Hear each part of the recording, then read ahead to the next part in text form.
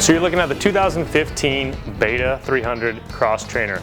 Beta designed this bike as an entry-level dirt bike. This is not a hopped-up trials bike trying to be a dirt bike. This is an entry-level dirt bike based heavily off their 300RR model.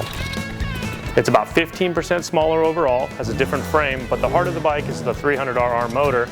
And on this bike, it's a little detuned, so it's even smoother and more fun to ride. The bike is really smooth on the power.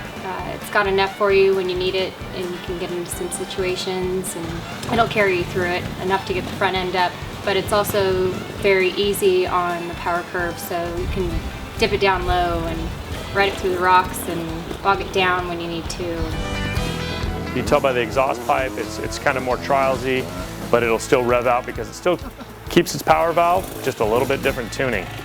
Hi, I'm Kyle Redmond. I just spent the day riding the new XTrainer from Beta, and the bike was a lot of fun. You know, I wasn't sure what it was going to be like, but it's similar to a dirt bike, but it just feels like a toy. It's light, it has electric start, which is really nice, but you know, the motor is really docile.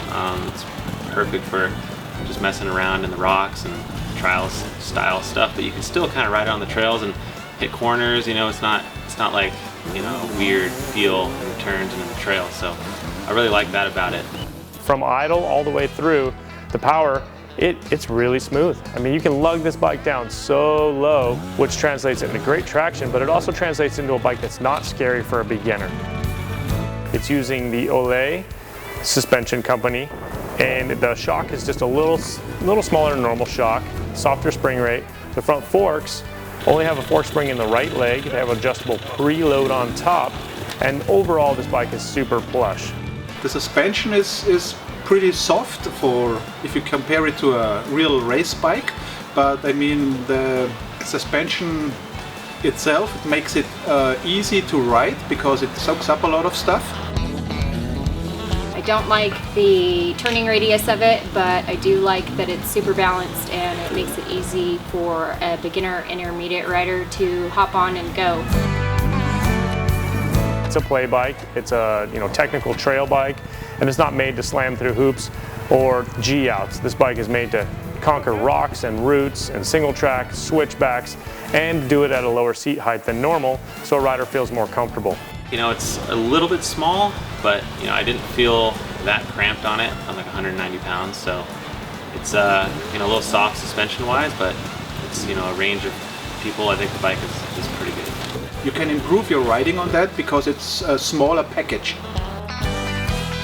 So the chassis on this bike is completely different than your normal Beta 300RR. It's specifically designed to be 15% smaller, it's narrower, the seat height is lower.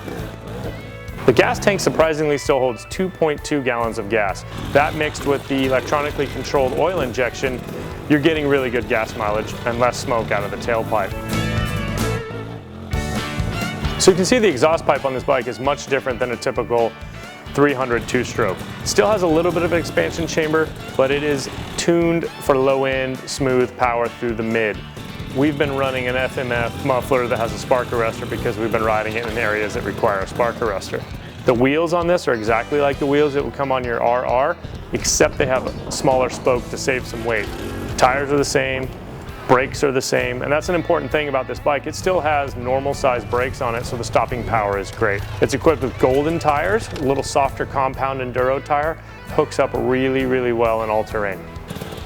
This bike is for probably an intermediate rider and just the fun person who wants to get out and go do some trail riding and who wants to experiment on different things and some technical riding. If you're just doing really tight technical riding only, that'd be the bike to have.